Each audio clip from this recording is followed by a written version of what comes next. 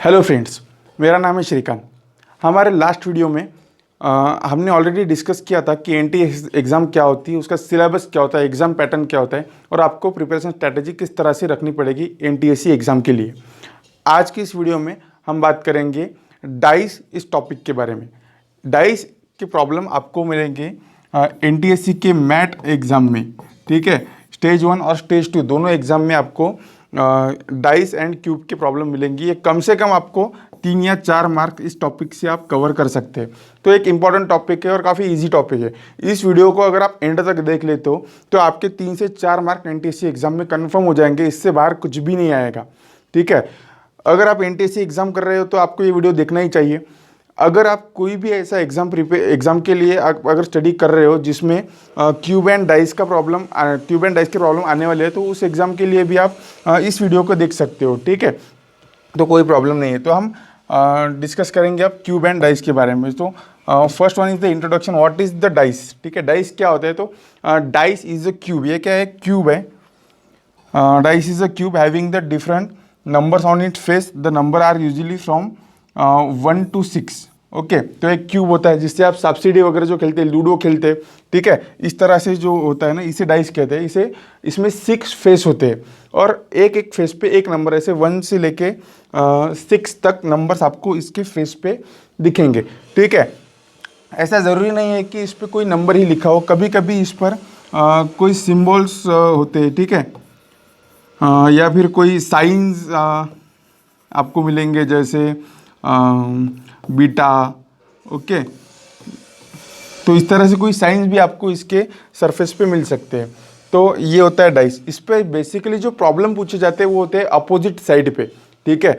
आपको कोई भी घुमा फिरा के वही पूछेंगे आपको कि इस साइड के अपोजिट कौन सी साइड है, ठीक है। इसी एक ही प्रॉब्लम पे ये पूरा डाइस का चैप्टर डिपेंड होता है कि आपने अगर अपोजिट साइड अगर फाइंड आउट कर लिए तो आप डाइस का कौन सा भी प्रॉब्लम सॉल्व कर सकते हैं, क्योंकि इससे ज़्यादा उसमें कुछ पूछते ही नहीं।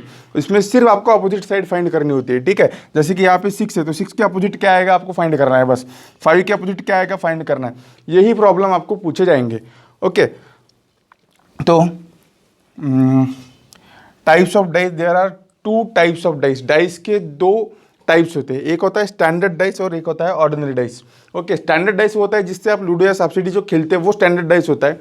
स्टैंडर्ड डाइस की प्रॉपर्टी ये होती है जो आपको याद रखनी है। स्टैंडर्ड डाइस में समेशन ऑफ अपोजिट साइड,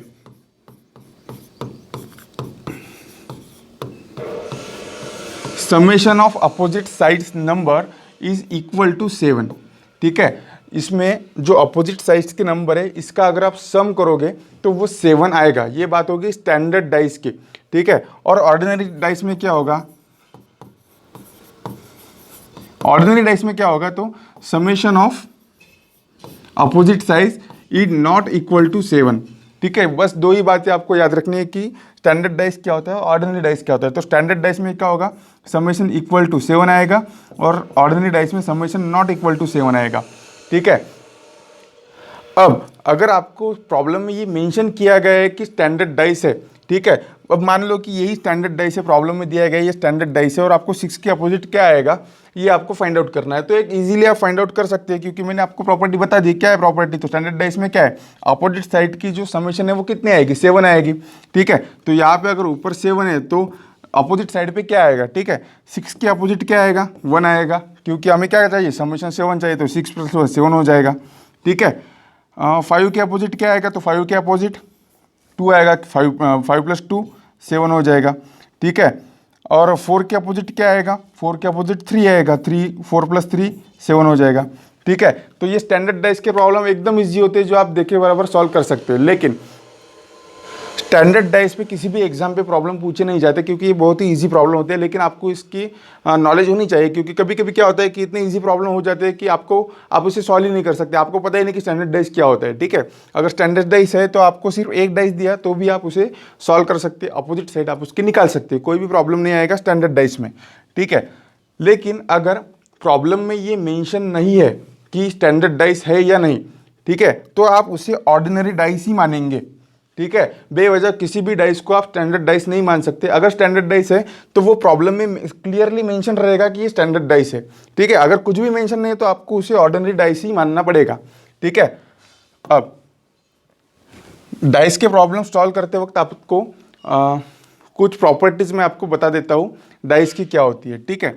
तो पहली प्रॉपर्टी आएगी, तो इसमें साइड्स कितने होंगे, किसी भी डाइस में कितने साइड्स होंगे, तो 6 साइड्स होंगी, ठीक है। देन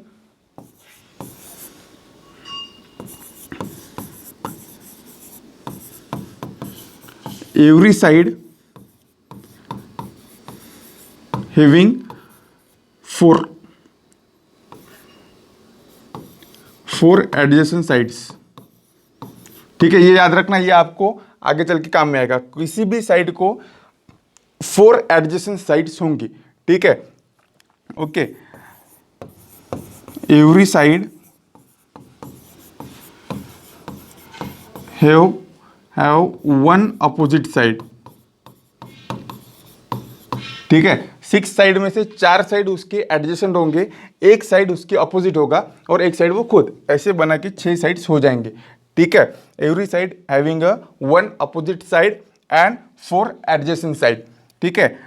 और एक बात आपको याद रखनी है, एक्चुअली इसमें याद रखने जैसा कुछ नहीं है, ये पूरा कॉमन सेंस है, ठीक है। आपने अगर डाइस देखा होगा तो ये कॉमन सेंस पे ही आप ये सब प्रॉपर्टीज आप उसकी याद रख सकते हैं।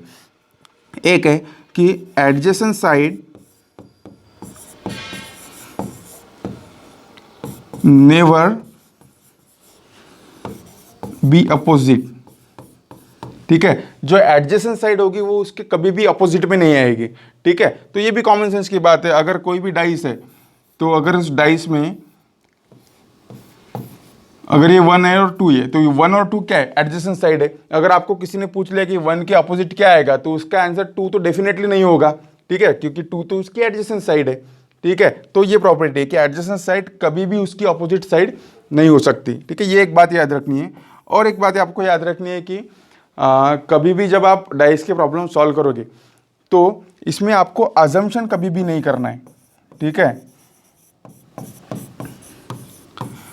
कोई भी अजम्पशन कभी भी इसमें नहीं करना है। अगर आप फाइंड कर सकते हो प्रॉपरली कि अपोजिट साइड कौन सी है तो ही आप उसको आंसर टिक करोगे, अदरवाइज इसमें कोई भी साइड को आप अज्यूम नहीं करोगे, ठीक है। अगर अज्यूम करोगे तो आपका आंसर गलत हो जाएगा।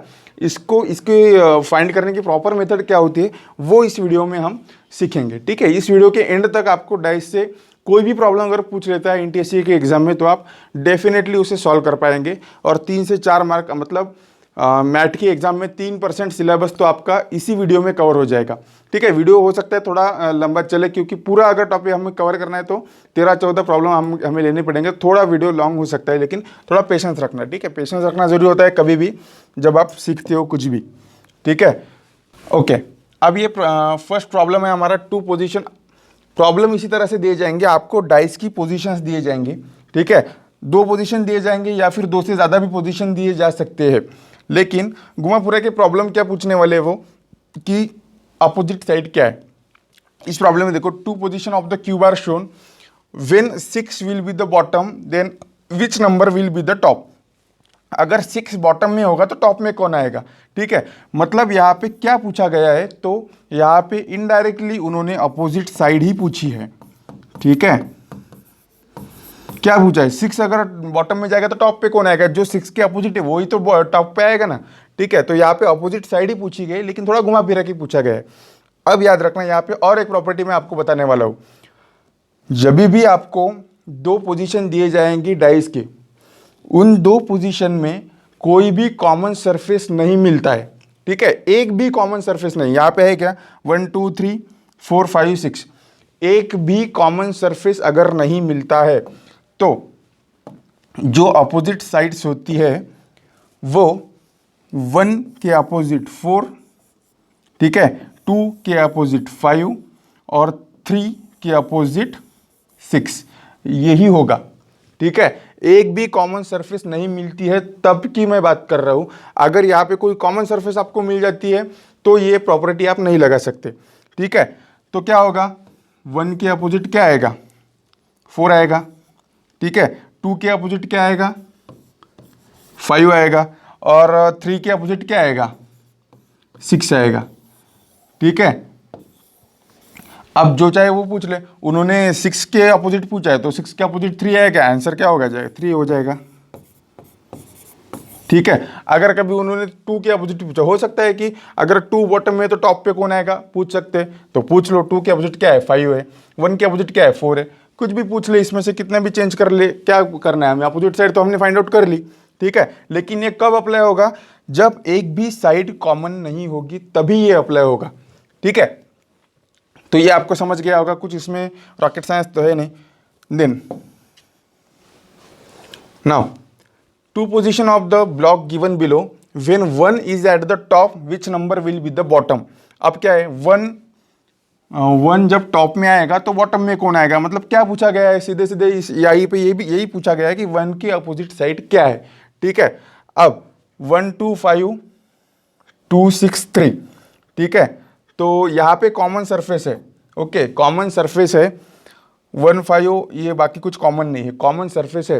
तो मैंने जो लास्ट प्रॉब्लम में आपको बताया था कि 5 के अपोजिट 3, 2 के अपोजिट, ये यहाँ पे अप्लाई नहीं होगा क्योंकि यहाँ पे एक कॉमन सरफेस आ गया है।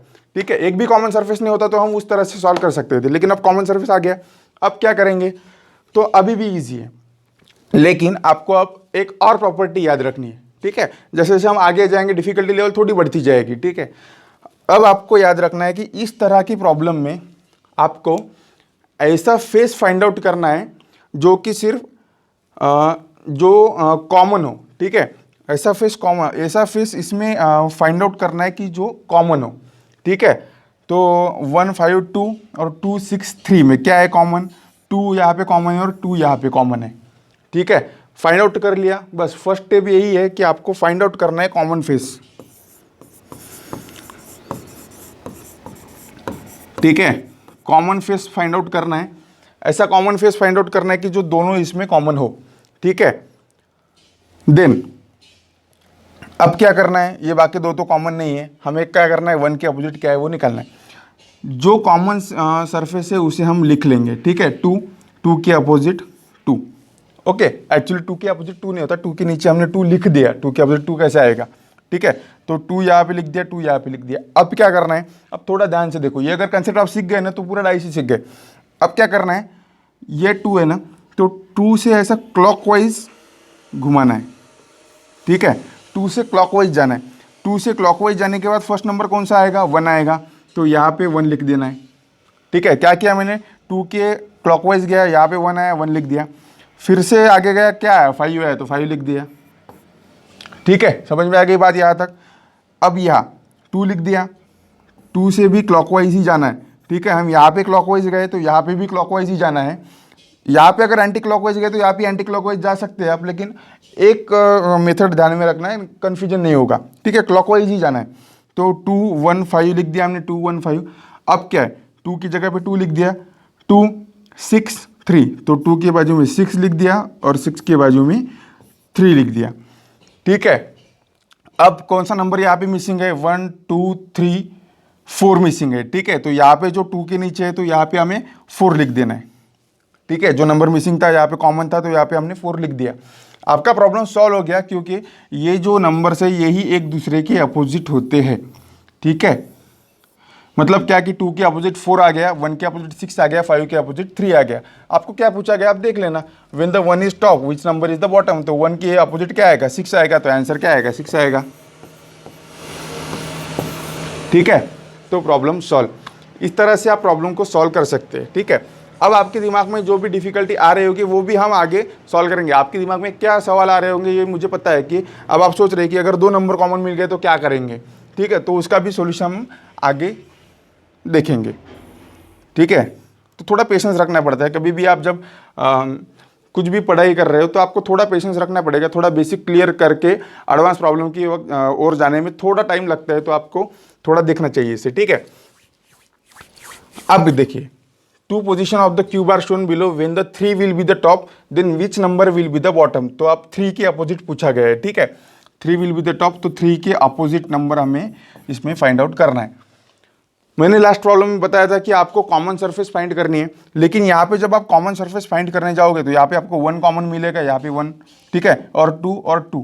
अब यहाँ पे आपको 2 नंबर कॉमन मिल गए, तो अब आप कंफ्यूज हो जाओगे कि इसमें से कौन सा नंबर लेना है। ठीक है, क्योंकि जो हमने मेथड ली थी उस मेथड में अगर आप उस मेथड से आप सॉल्व करने जाओगे तो आप नहीं कर पाओगे, क्योंकि वहाँ पे एक ही नंबर चाहिए था हमें कॉमन, यहाँ पे दो कॉमन मिल गए।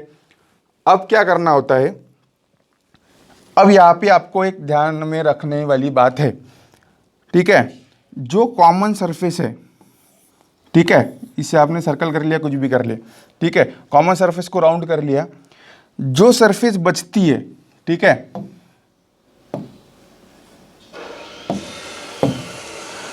जो भी सरफेस आपकी बचती है, मतलब ये 3 और 4 ये एक दूसरे के अपोजिट होगी, ये बात कंफर्म है, ठीक है। तो 3 के अपोजिट 4 ही आएगा, ठीक है, क्योंकि जो कॉमन सरफेस है इसे हमने हटा दिया, जो नॉन कॉमन सरफेस है जो कि दोनों इसमें कॉमन नहीं है, ठीक है, 1 और 2 को हमने हटा दिया, 1 और 2 को हटा दिया, तो ये 3 और 4 एक दूसरे के अपोजिट ही होगी।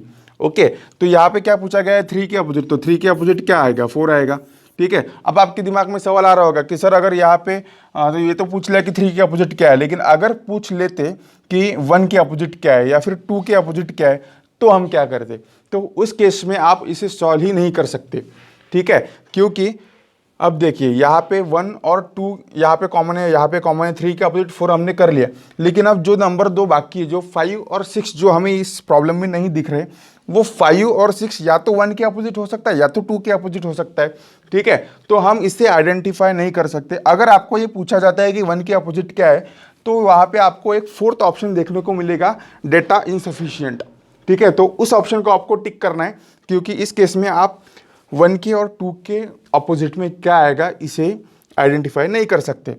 कर सकते थे, लेकिन कब, अगर यहाँ पे अगर कोई तीसरी कंडीशन अगर उन्होंने दी होती, ठीक है, अगर थर्ड कंडीशन कोई आपको मिल जाती तो आप सॉल्व कर सकते थे, लेकिन यहाँ पे 2 कंडीशन से 1 और 2 के अपोजिट क्या आएगा ये हम फाइंड नहीं कर सकते। लेकिन इस तरह की प्रॉब्लम में यही पूछेंगे जो सॉल्व किया जा सकता है, ठीक है। तो आशा करता हूँ कि ये भी आपको समझ में आ गया होगा। ओके ओके, अब यहाँ पे 3 positions, the die throw 3 times and different position are given below, which number lie opposite to 2, ठीक है, 2 के अपोजिट क्या आएगा ये हमें आइडेंटिफाई करना है। तो यहाँ पे 2 है और कहीं पे 2 मिल रहा है क्या, हमें नहीं मिल रहा है, ठीक है, तो क्या कोई 2 पोजीशन ऐसी मिल रही है जिसमें सिर्फ एक नंबर कॉमन हो, ठीक है, 2 पोजीशन ऐसी मिल रही है क्या जिसमें एक नंबर कॉमन हो, 2 4 6 यहाँ पे नहीं, यहाँ पे 4 है, यहाँ पे 4 है, ठीक है, और 2 6 और, ठीक है, तो ये और ये 2 पोजीशन हमें ऐसी मिल गई कि जिसमें सिर्फ एक नंबर कॉमन है।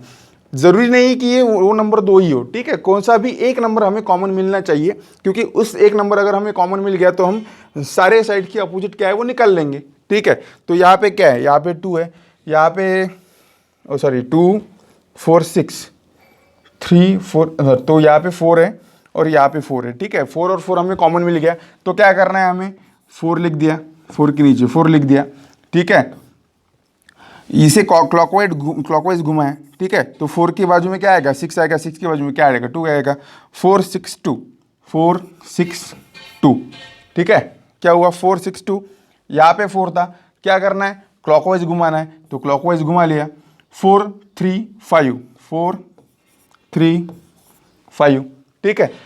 अब कौन सा नंबर छूट गया, 1 छूट गया, तो हमें क्या करेंगे, यहाँ पे 1 लिख देंगे,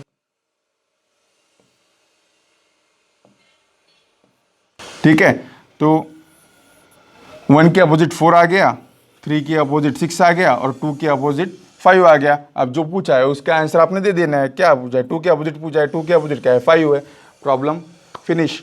ओके, इस प्रॉब्लम को अगर आप थोड़ा कंसंट्रेशन से पढ़ते तो आपको एक और इससे भी कम टाइम में आप इसे सॉल्व कर सकते थे। कैसे सॉल्व कर सकते थे, देखिए, एक मिनट, हम यहीं पे रखेंगे इसे, हम आइडिया मतलब कंफर्म भी कर लेंगे कि हम सही करते हैं या नहीं, ठीक है, दूसरी कंडीशन से।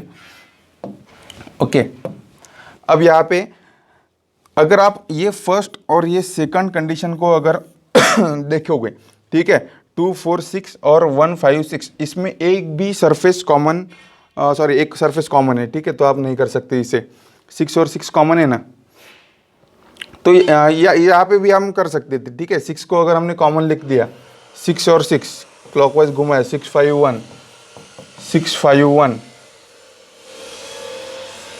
और 6 2 4, 6 2 4, ठीक है। तो अगर क्या छूट गया, 1 2 3 छूट गया, ठीक है। तो यहाँ पे 3, तो 1 के अपोजिट 4, यहाँ पे भी 1 के अपोजिट 4, 5 के अपोजिट 2, यहाँ पे भी 5 के अपोजिट 2, यहाँ पे 6 के अपोजिट 3, यहाँ पे भी 6 के अपोजिट 3, ठीक है। तो किसी भी इसको आपने अगर कॉमन लेके अगर सॉल्व किया तो आंसर सेम आएगा, ठीक है। तो दोनों में हमने आंसर निकाल लिए। यहाँ पे हमने ये मिस कर दिया कि 6 कॉमन है, ठीक है, लेकिन कोई भी नहीं, किसी भी सिचुएशन से आप निकालते हो तो आंसर सेम ही आएगा, आपका आंसर गलत नहीं होगा, ठीक है। Next, find the number opposite 3। 3 की अपोजिट क्या है आपको फाइंड करना है। तो मैंने क्या बोला था कि आपको कोई भी दो कंडीशन ऐसी देखनी पड़ेगी जिसमें एक नंबर कॉमन है, ठीक है। तो यहाँ पे 3 है, यहाँ पे 3 1 2, ठीक है। 3 और 2 दो नंबर कॉमन है, नहीं चलेगा। यहाँ पे क्या है, 4 4 3 2, यहाँ पे 4 और 2 कॉमन है, 4 और 2 कॉमन है, ठीक है। तो इन दोनों से आप निकाल सकते हैं, 2 कॉमन है, यहाँ पे 2 कॉमन है, 4 कॉमन है, तो 4 कॉमन है। तो आपको क्या चाहिए, 3 के अपोजिट चाहिए, तो 3 के अपोजिट क्या हो गया, 6 हो गया, ठीक है। मैंने सेकंड प्रॉब्लम में बताया था कि अगर दो सरफेस कॉमन मिल जाती है तो जो रिमेनिंग सरफेस है वो एक दूसरे के अपोजिट होंगे, ठीक है।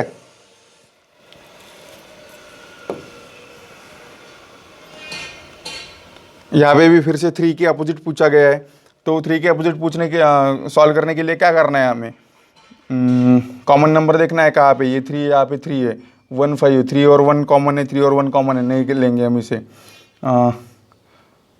5 2 4, 5 2 4 6 1 3, ठीक है। ओके, तो इस प्रॉब्लम में देखिए, ये प्रॉब्लम तो उससे भी आसान है। यही होता है कि आपको ऑब्जर्व करना पड़ता है। आपको जब भी ये डाइस के प्रॉब्लम पूछे जाते हैं, इसका एम ही ये होता है कि आप किस तरह से प्रॉब्लम्स को ऑब्जर्व कर सकते हैं और किस तरह से उसे सॉल्व कर सकते हैं, यही एम है इसका। जब आप इसे ऑब्जर्व करोगे तो आपको एक बात यहाँ पे समझ में आ रही होगी कि 1 3 6 और 2 4 5 इन दो कंडीशन में कुछ भी कॉमन नहीं है, ठीक है, कुछ भी कॉमन नहीं है इन दोनों कंडीशंस में। अगर कुछ भी कॉमन नहीं है तो क्या होगा, मैंने सेकंड प्रॉब्लम या फिर फर्स्ट प्रॉब्लम में ही बताया था, अगर एक भी नंबर कॉमन नहीं होगा तो आंसर क्या आएगा, 1 के अपोजिट 2 आएगा, 6 के अपोजिट 5 आएगा और 1 के अपोजिट 4 आएगा, सॉरी 3 के अपोजिट 2 आएगा, 1 के अपोजिट 4 आएगा और 6 के अपोजिट 5 आएगा। क्या पूछा गया है, 3 पूछा गया है, 3 के अपोजिट क्या है, 2 है, तो आंसर 2 हो जाएगा, ठीक है। Problem solve. मैं जो प्रॉब्लम अभी आपको करवा रहा हूँ ये सारे प्रॉब्लम एनटीएससी के एग्जाम में प्रीवियस ईयर में पूछे गए, ठीक है। तो ये बिल्कुल वही लेवल है जो एनटीएससी में आपको पूछा जाता है। इवन इसमें से कुछ प्रॉब्लम ऐसे है कि जो कुछ हायर एग्जाम्स में भी पूछे जाते हैं, ठीक है। तो कुछ भी नहीं, इसमें इतने ही आसान प्रॉब्लम होते हैं, ठीक है। अब आपको समझ गया इसलिए आसान लग रहे होंगे, ठीक है। अगर यही आप इस वीडियो को देखने के पहले अगर ये प्रॉब्लम सॉल्व करके देखते तो आपसे ये होते भी नहीं, ओके। नाउ नेक्स्ट प्रॉब्लम एक आता है कि अनफोल्डेड क्यूब। अब ये क्यूब है, अगर इसे आपने अनफोल्ड कर दिया, ठीक है, इसे मतलब ऐसे आपने इसे निकाल दिया, इस तरह से इसे अनफोल्ड कर दिया, तो इस अनफोल्ड क्यूब पे भी कुछ प्रॉब्लम आती है, ठीक है। आपको अनफोल्डेड क्यूब दिया जाएगा और अनफोल्डेड क्यूब में आपको पूछा जाएगा कि किसके अपोजिट क्या है, ठीक है। अब देखिए यहाँ पे ये अनफोल्डेड क्यूब दिया गया है, हाउ मेनी डाइस और डाइसेस आर पॉसिबल। ये आपको एक क्यूब दिया गया है जो कि अनफोल्डेड है, ठीक है, इसे अनफोल्ड कर दिया गया है। इस तरह से अगर आपको कोई भी फिगर दिखती है तो आपको यहाँ पे कुछ बातें याद रखनी पड़ेगी, ठीक है। इसमें जो भी अल्टरनेटिव फेज होते हैं, ठीक है, अल्टरनेटिव फेज जो होते हैं, ठीक है, तो ये अल्टरनेटिव फेज एक दूसरे के अपोजिट आएंगे, ठीक है। जैसे कि 2 और 4 ये एक दूसरे के अपोजिट आएंगे, ठीक है। 1 और 6 ये एक दूसरे के अपोजिट आएंगे और 5 और 3 ये एक दूसरे के अपोजिट आएंगे। ये बात आपको हमेशा याद रखनी है। 2 और 4 मतलब अल्टरनेट नंबर जो है वो एक दूसरे के अपोजिट आएंगे, 1 और 6 ये अपोजिट आएंगे और जो साइड के जो नंबर है वो भी एक दूसरे के अपोजिट आएंगे, ओके। अब यहाँ पे आपको मैंने जो स्टार्टिंग में प्रॉपर्टीज बताई थी उसे भी थोड़ा रिमाइंड करना पड़ेगा कि एक नंबर के मतलब एक फेज के 4 एडजेसेंट होते हैं, ठीक है। तो अगर ये 1 है तो 1 के एडजेसेंट कौन कौन से हो जाएंगे, 2 हो जाएगा, 5 हो जाएगा, 4 हो जाएगा और 3 भी हो जाएगा, ठीक है। तो इस 3 सिर्फ 5 का अपोजिट होगा, 5 को छोड़ के बाकी चारों का वो एडजेसेंट ही होगा।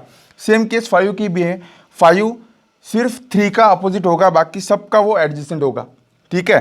2 4 का अपोजिट होगा और 4 को छोड़ के बाकी सब का वो एडजेसेंट होगा, ठीक है। जब भी आपको क्यूब में कंडीशन दिखाई जाती है, जो भी सिचुएशन आपको दिख रही है, जो भी फेस आपको दिख रहे हैं, वो सारे एक दूसरे के एडजेसेंट होते हैं। दो अपोजिट फेस आपको क्यूब में दिख ही नहीं सकते, ठीक है। कि 1 के अपोजिट क्या है आप दिख ही नहीं सकते, ठीक है। जब भी आपको सिचुएशन दी जाएंगी वो सब एडजेसेंट साइड आपको दिखेंगी और आपको अपोजिट साइड आपको फाइंड आउट करनी होती है, ठीक है। या फिर इस प्रॉब्लम में दिया गया है कि इसमें से कौन सी कंडीशन पॉसिबल है या how many conditions are possible in this situation. ये आपको दिया गया है क्वेश्चन फिगर और ये दिए गए आपको ऑप्शंस। अब हम देखेंगे कि इसमें से कौन सी पॉसिबल होती है। तो क्या पॉसिबल है, देखिए 1 3 5, मैं इसे थोड़ा क्लियर कर देता हूँ, ठीक है।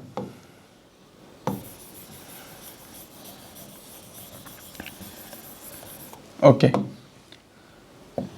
क्या है 1 3 5 1 3, ठीक है। तो 1 के एडजेसेंट 3 आ सकता है क्या, आ सकता है। 1 और 5 एक दूसरे के एडजेसेंट आ सकते हैं क्या, आ सकते हैं। तो ये कंडीशन पॉसिबल है, ठीक है। ये कंडीशन पॉसिबल है क्योंकि 1 और 3 एक दूसरे के एडजेसेंट है, आ सकते हैं, बिल्कुल आ सकते हैं। 1 और 5 एक दूसरे के एडजेसेंट है, एडजेसेंट आ सकते हैं, बिल्कुल आ सकते हैं। 2 4 6, ठीक है। 2 4 यहाँ पे देखिए, अब ये 2 और 4 है, ठीक है। यहाँ पे आपको दिख रहा है कि 2 और 4 एक दूसरे के एडजेसेंट है, लेकिन यहाँ पे आपको दिख रहा है कि 2 और 4 एक दूसरे के अपोजिट है। तो अब आप वो प्रॉपर्टी याद रखिए, याद कीजिए जो मैंने आपको स्टार्टिंग में बताई थी। क्या बताया था कि जो दो अपोजिट फेस है वो एक दूसरे के एडजेसेंट हो ही नहीं सकते, मतलब ये सिचुएशन आपकी बनेगी ही नहीं, ठीक है। अब क्या है 1 3 4, 1 3 और 4, ठीक है। तो 1 4 के एडजेसेंट हो सकता है, बिल्कुल हो सकता है। 1 3 के एडजेसेंट हो सकता है, हो सकता है। तो ये भी कंडीशन बनेगी, ठीक है। 3 1 6, 3 1 और 6, ठीक है। तो 3 6 का तो एडजेसेंट हो सकता है, लेकिन हाँ 3 1 का भी एडजेसेंट हो सकता है, लेकिन क्या 6 1 का एडजेसेंट हो सकता है। 3 और 6 एक दूसरे के अपोजिट है, अगर दो एक दूसरे के अपोजिट है तो वो एक दूसरे के एडजेसेंट बनेंगे ही नहीं, ठीक है। यहाँ पे 1 3 और 3 4 3 4, ठीक है। तो यहाँ भी ये भी नहीं बनेगा, ठीक है। तो कौन कौन बन सकता है, यहाँ पे सिर्फ ये कंडीशन बन सकती है और ये कंडीशन बन सकती है। तो हाउ मेनी पॉसिबल केसेस, यहाँ पे सिर्फ 2 कंडीशन इसमें से है जो कि बन सकती है, ठीक है। इसमें ऑप्शन में आप कुछ भी पूछ ले, ऑप्शन में आपको घुमा फिरा के कुछ भी पूछ सकते हैं कि क्या फर्स्ट कंडीशन बन सकती है, क्या सेकंड कंडीशन बन सकती है, या फिर चारों बन सकती है, या फिर चारों नहीं बन सकती है, कुछ भी पूछ ले। हमने आइडेंटिफाई कर लिया कि 1 और 3 1 और ये थर्ड कंडीशन बन सकती है, बाकी ये दो नहीं बनेंगी, ठीक है। जो पूछ लिया उसका आंसर कर देना है बस, ठीक है। ये भी एक ओपन डाइस का प्रॉब्लम है, लेकिन ओपन डाइस का ये जो पैटर्न है वो थोड़ा अलग है, लेकिन घबराने की कोई ज़रूरत नहीं। इसमें भी सेम कंडीशन है, 3 के अपोजिट 1 आएगा, ठीक है। 3 के अपोजिट 1 आएगा, 6 के अपोजिट 5 आएगा, ठीक है। 3 और 1 एक दूसरे के अपोजिट आएंगे, 5 और 6 एक दूसरे के अपोजिट आएंगे, और 4 और 2 एक दूसरे के अपोजिट आएंगे। यहाँ पे कोई नंबर दिया हो तो भी चलेगा, कोई साइन दिया हो तो भी चलेगा, कोई सिंबल दिया है alpha beta gamma theta lambda कुछ भी दिया हो तो भी चल जाएगा, ठीक है। तो इसके अपोजिट ये आते हैं, ये आपको याद रखना है। अब क्या पूछा, इसमें कुछ भी पूछ सकते हैं वो कि 4 के, कभी कभी तो डायरेक्टली ये भी पूछ लिया गया है कि 3 के अपोजिट क्या है, ठीक है। तो ये तो एकदम प्रॉब्लम एकदम इजी हो गया। 3 के अपोजिट क्या है, 1 है, कोई भी बता देगा, ठीक है। 4 के अपोजिट क्या है, 2 है, और 5 के क्या है, 6 है, तो ये कोई भी बता देगा, ठीक है। अब हम चेक करेंगे कि इसमें से कौन सी कंडीशन बन सकती है, कौन सी बन सकती है। 1 2 3, 1 2 3, तो 1 के एडजेसेंट 2 तो आ सकता है, लेकिन क्या 1 के एडजेसेंट 3 आ सकता है, बिल्कुल भी नहीं आ सकता, क्योंकि ये एक दूसरे के अपोजिट है, तो ये कंडीशन नहीं बनेगी। 1 5 6, 1 यहाँ पे, 5 यहाँ पे, 6 यहाँ पे, ये कंडीशन बन सकती है, क्योंकि तीनों एक दूसरे के एडजेसेंट, यहाँ पे भी एडजेसेंट दिख रहे हैं तो हो सकता है। 1 3 4, 1 3, देखिए 1 और 3 एक दूसरे क्या है, अपोजिट है, यहाँ पे क्या दिख रहा है, एडजेसेंट दिख रहे हैं, हो ही नहीं सकता। 2 4 5 क्या है, 2 4, देखिए 2 और 4 क्या है, एक दूसरे के अपोजिट है, यहाँ पे क्या दिख रहा है, एडजेसेंट दिख रहे हैं, कैंसल। सिर्फ ये कंडीशन बन सकती है, तो आंसर आपका हो जाएगा ये जो भी ABCD या फिर 1 2 3 वो जो भी आपको दिया गया है वो आंसर आपका बन जाएगा। ठीक है, अब देखिए ये प्रॉब्लम तो NTSC में 2017 में ये पूछा भी गया था। ठीक है, 2017 में या फिर 2018 में महाराष्ट्र के एग्जाम में इस प्रॉब्लम को पूछा गया था।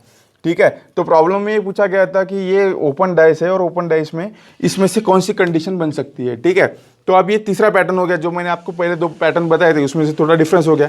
इसमें भी घबराने की कोई ज़रूरत नहीं है। इसमें क्या होता है कि ये 2 फेस एक दूसरे के अपोजिट होते हैं। ठीक है, कभी भी याद रखना है कि जो अल्टरनेट होते हैं ना वो एक दूसरे के अपोजिट होते हैं। ठीक है, तो ये अल्टरनेट है, एक दूसरे का अपोजिट है। यहाँ पे अब आपको समझ में नहीं आएगा कि इसके अपोजिट इसे रखूँ या इसे रखूँ। ठीक है, तो क्या करना है, छोड़ देना है।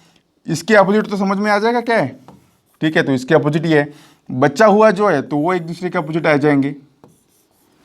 ठीक है, सिंपल बात है, ये एक दूसरे के अपोजिट, ये एक दूसरे के अपोजिट, बचे हुए जो है वो एक दूसरे के अपोजिट। अब बताना है कि इसमें से कौन सी कंडीशन बन सकती है। ये एक्चुअली प्रॉब्लम आया हुआ है, मैंने PDF से डायरेक्ट यहाँ पे उठाया है। ठीक है, तो क्या ये कंडीशन बनेगी?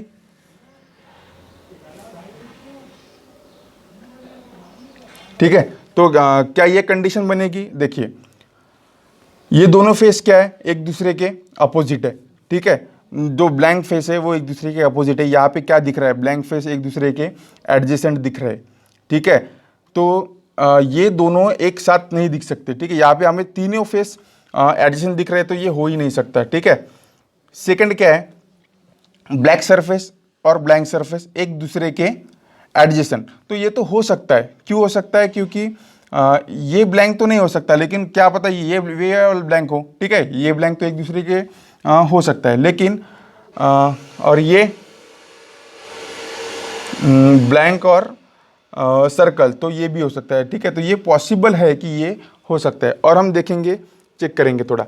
ठीक है, सर्कल और ये स्क्वायर एक दूसरे की अपोजिट है, ये एडजस्टेंट होगा ही नहीं, प्रॉब्लम खत्म। यहाँ पे भी सर्कल और स्क्वायर एक दूसरे के अपोजिट है, यहाँ पे एडजस्टेंट दिख रहा होगा ही नहीं, तो आपका आंसर क्या हो गया? 2 आंसर हो गया। ठीक है, कितना टाइम लगेगा इसे सॉल्व करने के लिए? ज़्यादा से ज़्यादा मुझे लगता है कि आधा मिनट इसे सॉल्व करने को आपको लगेगा। ठीक है, इसका 1 मार्क आपको मिल जाएगा। ये 2017 में पूछा गया था। ठीक है,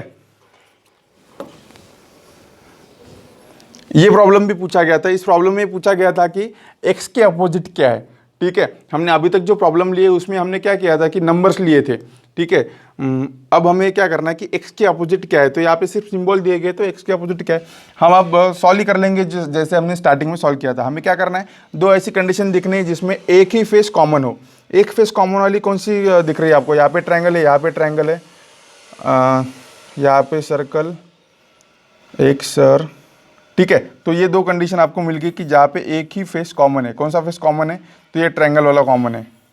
ठीक है, आपको अगर कोई और मिलता है तो उसे भी लेकर आप सॉल्व कर लो, आंसर सेम आएगा। ठीक है, तो ट्रायंगल ट्रायंगल, तो ठीक है, ट्रायंगल के अपोजिट ट्रायंगल, मतलब अपोजिट नहीं होता, ये हम सिर्फ लिख रहे हैं। ठीक है, अब क्या करना है, क्लॉकवाइज घुमाना है। ठीक है, इसे हम क्लॉकवाइज घुमाएंगे तो ट्रायंगल के बाजू में क्या आ जाएगा, ये साइन आ जाएगा, और उसके बाजू में सर्कल आ जाएगा। ठीक है, यहाँ पे ट्रायंगल है, फिर से इसे क्लॉकवाइज घुमाएंगे, ट्रायंगल के बाजू में क्या आ जाएगा, x आ जाएगा, और x के बाजू में ये साइन आ जाएगा। ठीक है, अब साइन कौन सा बचा हुआ है, तो ये साइन बचा हुआ है। ठीक है, ये बचा हुआ साइन कहाँ पे आएगा, यहाँ पे आएगा। ठीक है, और ये ट्रायंगल को हम कर लेंगे इरेज। ठीक है, तो हो गया प्रॉब्लम सॉल्व आपका। x के अपोजिट क्या है, तो ये साइन, जहाँ पे भी आपको ऑप्शन में ये साइन मिलेगा वहाँ पे टिक कर देना। अगर आपको ट्रायंगल के अपोजिट पूछा, अब आपको किसी के भी अपोजिट पूछ लिया तो आप सॉल्व कर सकते हो उसे इजीली। अब ये बताने की ज़रूरत नहीं है। ठीक है, कोई भी पूछ ले आप सॉल्व कर लेंगे। ओके,